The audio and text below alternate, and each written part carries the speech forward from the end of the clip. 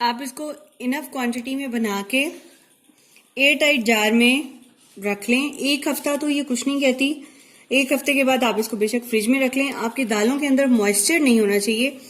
अगर मॉइस्चर होगा तो खराब होने का खतरा है। अदरवाइज ये जो है ना 1 मंथ के करीब फ्रिज से बाहर भी निकाल सकती है ये नीमको। अस्सलाम वालेकुम।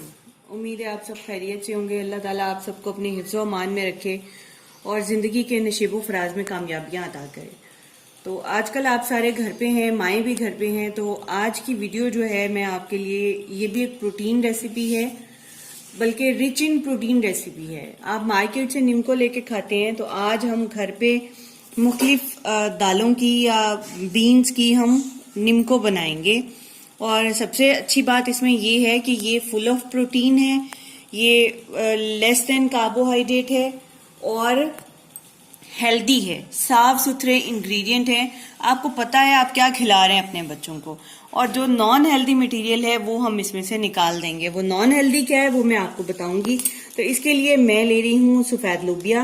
ये मैंने थोड़ा थोड़ा लेके तो इसको भिगो लिया था। आपने जितनी क्वांटिटी में नीमको बनानी हो उसके हिसाब से ये मटेरियल लें। ये है मूंग की दाल, साबुत मूंग थे, मैंने इनको स्प्राउट कर लिया है। ठीक है, एक हफ्ता पहले से भिगो के तो रोज इनको थोड़ा सा पानी का छींटा दे देती थी। तो ये देखें, ये स्प्राउटेड जो है ना मूंग है, साबुत मूंग है। तो इनको भी हम इस नीमको में डालेंगे। ये काले चने, जो आम काले चने हैं वो, और ये है आलू। ये भी बड़ी मजे की नीमको में एडिशन होगा।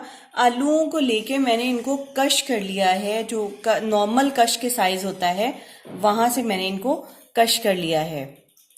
और ये है मूंग, वो साबुत मूंग हमने लिया है, और ये मूंग की दाल है मेरे पास। ठीक है, आपने अपने हिसाब से करना है। इसका कोई हार्ड एंड फास्ट रूल नहीं है कि क्या कम लेना है क्या ज्यादा लेना है। ये है चने की दाल, ठीक है, और ये है साबुत मसूर। इन सबको हमने रात को भिगो दिया था, ओवरनाइट आप कह लें, और तकरीबन 8 घंटे भिगोने के बाद इनको मैंने सोक कर लिया, निचोड़ लिया है। धोने के बाद इनको बास्केट्स में डाल के पानी नुचड़ने दिया है। ठीक है, और ये आलू कश करने के बाद, आलूओं को धो के उनको कश किया, और कश करने के बाद इनको फिर से वॉश कर लिया है। ठीक है, और वॉश करने के बाद इनका पानी मैंने नुचड़ने दिया है। तो अब चलते हैं फ्राई की तरफ।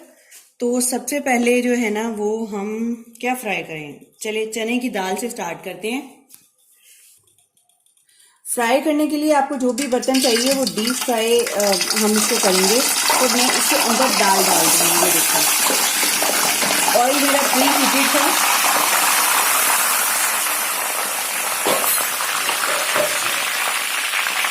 हम इसको इतना फ्राई करेंगे कि जिससे दाल बहुत ज़्यादा सख्त भी ना हो, इसका पानी सोख खत्म हो जाए।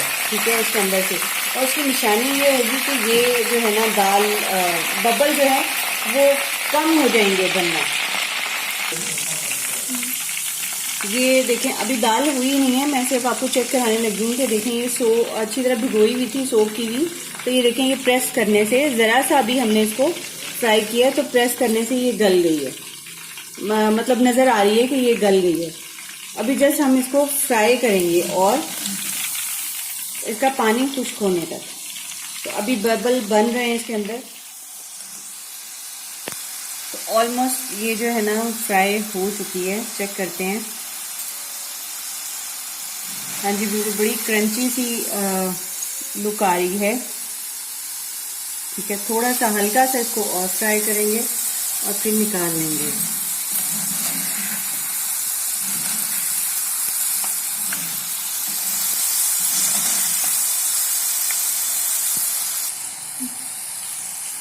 बस ये तैयार है माशाल्लाह।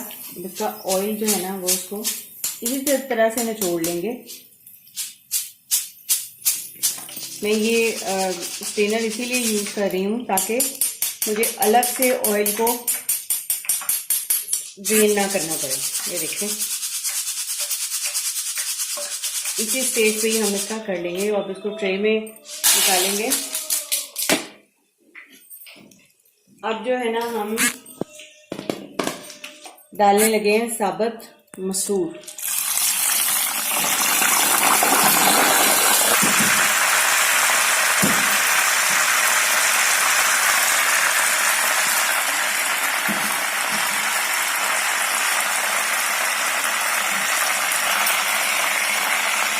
हर दाल को फ्राई करने का एक ही मेथड है, बस आपने ये देखना है किसी को कम फ्राई होना है, किसी में ज़्यादा होना है। तो ये बस डालते ही निकालने वाली हो गई है। बस हमने इसका पानी पीछा करना है, इसका कालापन या ब्राउनिश नहीं इसमें लानी, पानी इस हद तक करना है आप। और आपको एक एक दाना निकाल के चेक करना पड़ेगा कि आपको इसको और कितना फ्राई करना है। ऑयल क्योंकि प्री हीटेड था तो इसलिए झटका ही लगेगा। हाँ जी, ऑलमोस्ट बस ये भी तैयार है एक आध लम्हे में। इसका पानी जो है वो एंडिंग पॉइंट पे है। ये माशाल्लाह बहुत ज़बरदस्त, बहुत क्रंची।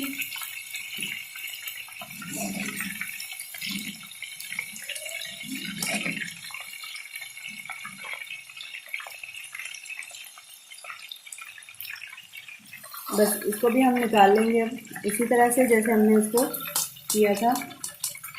और यहीं पे इसका ऑयल जो है ना वो ड्रेन कर लेंगे। और नीचे से जो फ्लेम है वो हम जो है लो कर देंगे ताकि ओवर हीट ना हो हमारा ऑयल।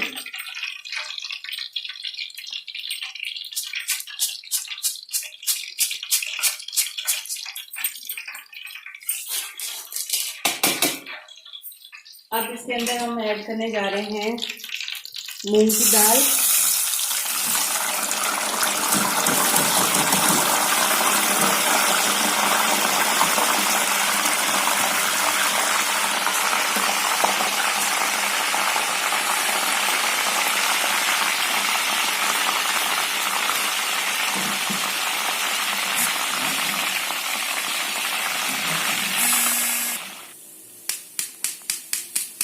ये मूंग की दाल भी फ्राई हो गई है तो इसको भी ड्रेन कर लेंगे और उतनी देर फ्लेम जो है ना वो लो कर देंगे।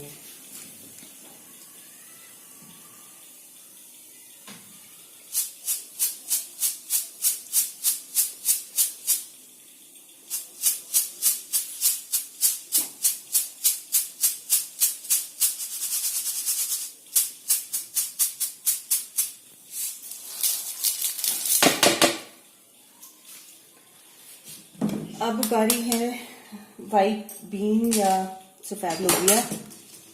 अंदर डालते हुए आपने इस चीज़ का ख्याल रखना है कि क्योंकि ऑयल आपको ज़्यादा गर्म है और दालों के अंदर पानी के ज़रात मौजूद है और पानी मौजूद है, तो बहुत एहतियात से अपना बचा के फ्राई करें। जी तो ये बीन्स भी फ्राई हो चुके हैं, इनको भी हम निकाल लेंगे। फ्राई भी हो गए और क्रिस्पी भी हो गए। अब हम फ्राई कर रहे हैं स्प्राउटेड मूंग, साबुत मूंग। अब डालने जा रहे हैं काले चने।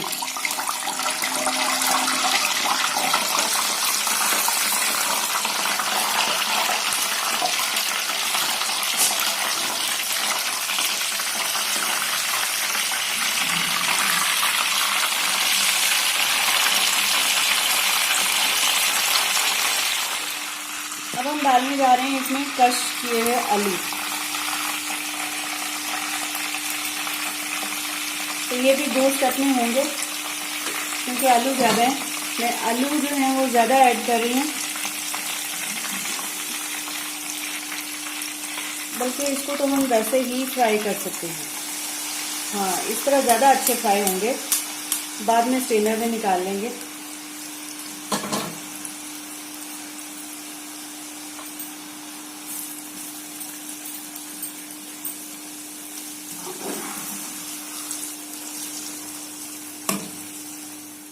अब ये हमारे जो आलू क्रश किए हुए थे वो भी फ्राई हो चुके हैं। तो अब आएंगे हम दालों के मसाले की तरफ। तो इसमें से थोड़ा ड्रेन कर लेंगे ऑयल को, ताकि लेस देन, वैसे जो ऑयल इसके अंदर रह जाएगा वो इन्हीं दालों ने ऑब्जर्व कर लेना है। थोड़ी देर के बाद वो ऑयल गायब हो चुका होगा।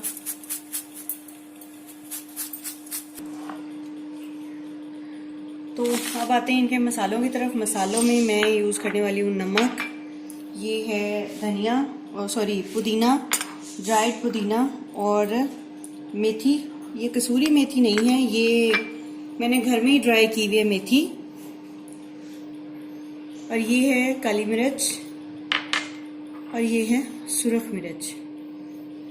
आप चाहें तो कटी चॉट अपना सिंपल जो है ना वो चाट मसाला ले लें किसी भी अच्छे ब्रांड का, वो यूज़ कर लें। मेरे पास इस वक्त अवेलेबल रिसोर्सेज यही हैं, तो फ्लेवर जो है ना हम हमेशा अपनी मर्जी से ऐड कर सकते हैं। तो इसमें और आपने अपनी फैमिली के हिसाब से और बच्चों के हिसाब से बनाना है मसाला या नमक मिर्च, ताकि सब लोग इसको खा सकें।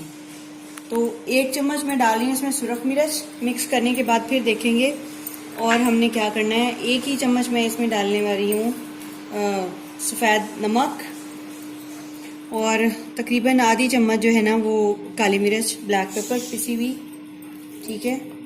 और थोड़ा सा मेथी, इसको हाथों से ऐसे क्रश कर लें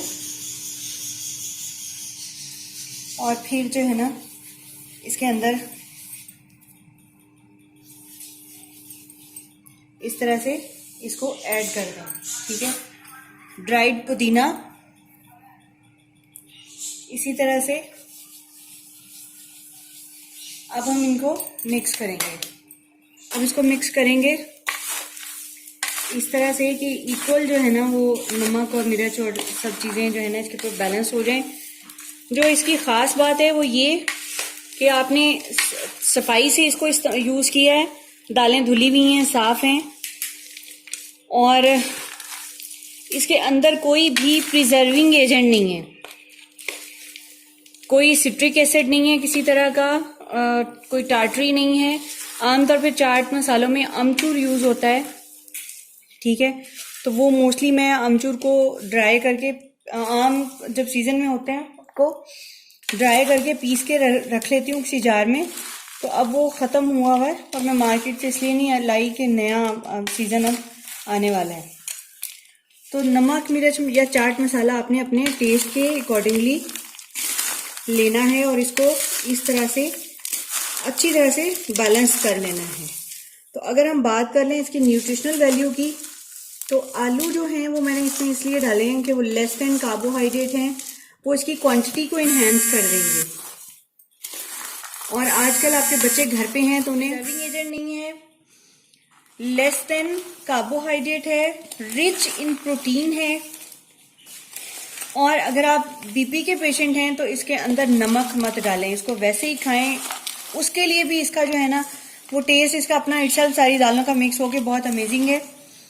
रिच इन प्रोटीन है, ठीक है। तो जब आपका प्रोटीन डाइट पे है और आपका चस्का लगाने को दिल करे तो आप इसको जी भर के खा सकते हैं, ठीक है। और प्रोटीन डाइट में चूंकि ऑयल अलाउड होता है तो ये चल सकता है। दुआओं में याद रखिएगा, ये एक रिच इन प्रोटीन या कीटो रेसिपी है जो मैं आपसे शेयर कर रही हूँ। अपना ख्याल रखिएगा। अल्लाह ताला आप सबको अपने हिफ्ज़ो अमान में रखे। अल्लाह हाफ़िज़।